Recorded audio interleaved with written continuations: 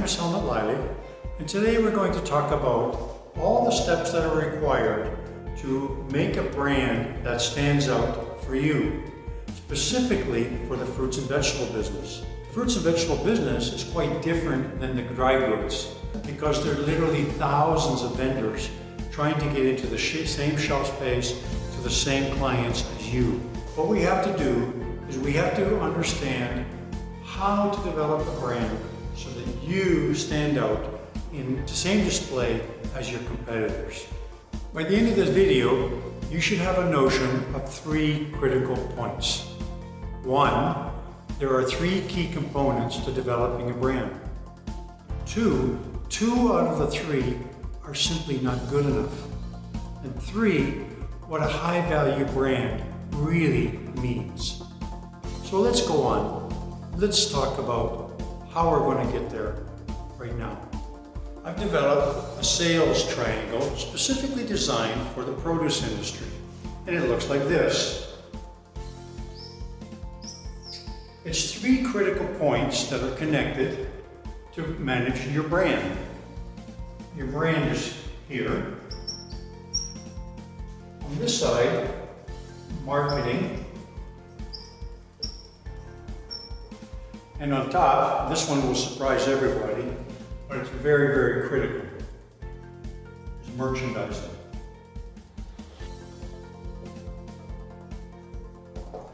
They're all 3 connected, and you have to look at all 3 as a relationship to maximize your brand. Now, in order to maximize this and to hook them all together, we need to do one thing and one thing only: execute. And execution goes in this direction, not the direction that you think, because until you get these 2 right, you can't develop this. And I'm going to go through with some photos and explain to you how this all works so that the brand is in fact maximized. Now I'm going to define which each of these points are. Merchandising is where your product is being displayed and how your competitors' product is being displayed. Marketing is a messaging system. It conveys to a customer or consumer who you are and why you exist. It even can be something as simple as how your employees interact with customers or how your employees interact with consumers. That is marketing. And then of course, next is brand. We all know what brand is supposed to be. When someone sees your logo, they know what you are and who you are and why you exist and what you bring to the table. Let's go through some examples of major brands. Chiquita bananas, Dole pineapples, Vidalia onions, Washington apples, Ocean Spray canberries, Sun-Kissed oranges. Those are all large companies, publicly traded companies. They have a lot of money that they put into their branding programs. What about the thousands of small independent companies that sell and trade in this business, that are seasonal, that are community-based, and are regional as opposed to national? How do these type of companies make their own distinction in the brand niche?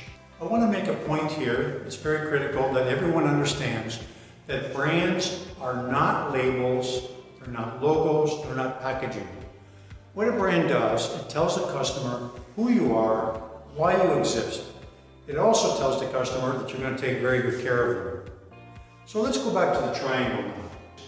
Why these are in the spots that they are. Why is merchandising even on top? Now this is going to be confusing to a lot of people because everyone knows that you have 0 control over how your product is merchandised. And that's a fact. However, what is under your control is if you understand how it's displayed, you visit those stores, you visit the distribution centers, then you'll understand how your product fits into your customers' scheme of selling their produce. Now you're probably wondering why merchandising is even part of this equation when in fact you have no control. It's what your customer does with the product once he buys it from you.